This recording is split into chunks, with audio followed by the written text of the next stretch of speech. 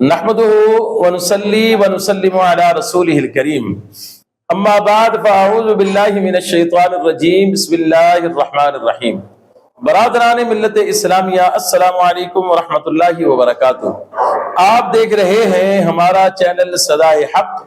اور میں ہوں محمد خالد محمود نعیمی حمدانی۔ میرے محترم صدائے حق چینل کے سامعین و ناظرین، آج ہم آپ کے سامنے تاریخ اسلام کے ایک ایسے عظیم معرکے کا ذکر کرنے جا رہے ہیں جس نے تاریخ اسلام کا رخ بدل دیا، اور وہ ہے غزوہ بدر۔ غزوہ بدر وہ غزوہ ہے کہ جس میں مسلمانوں کی تعداد کم تھی، وسائل کم تھے، لیکن ان کے دل جو ہے وہ ایمان سے بھرے ہوئے تھے اور ان کا توکل اللہ تبارک و تعالیٰ کی ذات پر بہت ہی زیادہ پختہ تھا۔ غزوہ بدر کب ہوا؟ میرے محترم سامعین و ناظرین، غزوہ بدر جو ہے یہ 17 رمضان المبارک 2 سن ہجری کو مدینہ المنورہ سے تقریباً 130 کلومیٹر دور غزوہ بدر جو ہے بدر کے مقام پر ہوا۔ اس غزوہ کے اندر مسلمانوں کی تعداد ظاہراً بہت کم تھی، مسلمانوں کی تعداد صرف 313 ہے، اور ان کے پاس 2 گھوڑے، 70 اونٹ اور بہت ہی قلیل مقدار میں، بہت ہی تھوڑی مقدار میں لڑنے کے لیے ہتھیار تھے،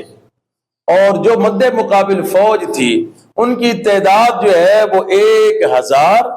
اور ان کے پاس بہترین قسم کا جنگی ساز و سامان، جنگی ہتھیار، اور بڑے ان کے پاس گھوڑے اور لڑنے کے لیے بہترین جنگجو۔ اب اس میں ایک طرف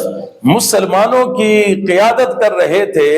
جناب حضرت محمد مصطفیٰ صلی اللہ تعالی علیہ وآلہ وسلم، اور دوسری طرف کافروں کی طرف سے جو لشکر تھا اس میں قریش کے بڑے بڑے سردار تھے۔ میرے محترم صدائے حق چینل کے سامعین و ناظرین، اگر ظاہری تعداد کو دیکھا جائے اور ظاہری جنگی ساز و سامان کو دیکھا جائے تو مسلمانوں کی فتح جو ہے وہ تقریباً ناممکن نظر آ رہی تھی، لیکن جب دل جو ہے وہ ایمان سے بھرے ہوئے ہوں اور توکل اللہ تبارک و تعالیٰ کی ذات کے اوپر ہو تو پھر اللہ تبارک و تعالیٰ جو ہے وہ غیبی مدد فرماتا ہے۔ جب جنگ شروع ہوئی تو جنگ شروع ہونے سے پہلے اللہ کے پیارے نبی جناب حضرت محمد مصطفیٰ صلی اللہ تعالی علیہ وآلہ وسلم نے ایک بہت ہی رکت انگیز جو ہے اور بڑی ہی عاجزی کے ساتھ جو ہے اللہ تبارک و تعالیٰ کی بارگاہ میں دعا کی۔ دعا کی رکت کی کیفیت یہ تھی کہ دعا کرتے کرتے امام الانبیاء جناب حضرت محمد مصطفیٰ صلی اللہ تعالی علیہ وآلہ وسلم کے مبارک کندھوں سے آپ کی مبارک چادر بھی گر گئی، یعنی یہ آپ کی رکت کی کیفیت تھی، اور آپ اللہ تبارک و تعالیٰ کی بارگاہ میں دعا کر رہے تھے کہ اے میرے پاک پروردگار، اے مجھے اور ساری کائنات کو پیدا کرنے والے رب، یہ 313 جن کو لے کر میں یہاں بدر کے میدان میں حاضر ہو گیا ہوں، یہی وہ 313 ہیں جو زمین پر تجھے رب ماننے والے ہیں، تیرا ذکر کرنے والے ہیں۔ اگر آج یہاں بدر کے میدان میں یہ 313 ہار گئے، یہ 313 مارے گئے، تو اے میرے پاک پروردگار پھر زمین پر جو ہے تیرا نام لینے والا کوئی نہیں ہوگا۔ اے ہمارے پالنے والے رب، تو ہماری مدد فرما، تو ہماری مدد فرما، تو ہمیں فتح نصیب فرما۔ اللہ تبارک و تعالیٰ کے پیارے نبی صلی اللہ تعالیٰ علیہ وآلہ وسلم اللہ تبارک و تعالیٰ کی بارگاہ میں دعا کر رہے ہیں، اور یہ ہو نہیں سکتا ہے کہ اللہ کا محبوب نبی جو ہے وہ اپنے رب کی بارگاہ میں اپنے ہاتھوں کو اٹھائے اور پھر رب جو ہے ان کے ہاتھوں کو خالی واپس موڑ دے۔ اللہ تبارک و تعالیٰ نے فرمایا کہ اے میرے پیارے حبیب صلی اللہ تعالیٰ علیہ وآلہ وسلم، آپ پریشان نہ ہوں، ہم آپ کی مدد کے لیے اور آپ کے غلاموں کی مدد کے لیے آسمان سے 1000 فرشتوں کو جو ہے وہ بھیجیں گے۔ اور پھر دیکھا کہ میدان بدر کے اندر اللہ تبارک و تعالی نے مسلمانوں کی مدد کے لیے اور حضور علیہ الصلوۃ والسلام کی دعا کی قبولیت کے طور پر جو ہے وہ 1000 فرشتوں کو مسلمانوں کی مدد کے لیے بھیجا۔ میرے محترم سامعین و ناظرین، جب جنگ شروع ہوئی تو اس وقت کی روایات کے مطابق جو ہے پہلے مبارزت ہوئی، یعنی ایک مدہ ایک ایک کر کے پہلے مقابلہ ہونا تھا۔ حضور نبی پاک علیہ الصلوۃ والسلام نے سب سے پہلے حضرت سیدنا امیر حمزہ بن عبد المطلب، حضرت علی بن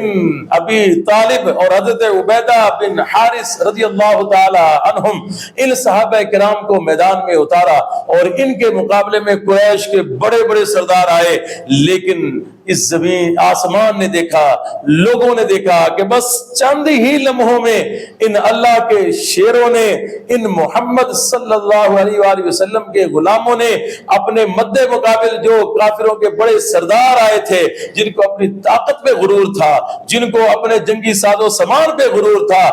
حضور نبی پاک صلی اللہ تعالی علیہ وآلہ وسلم نے ان سرداران قریش کے مقابلے میں اپنے ان شیروں کو اتارا،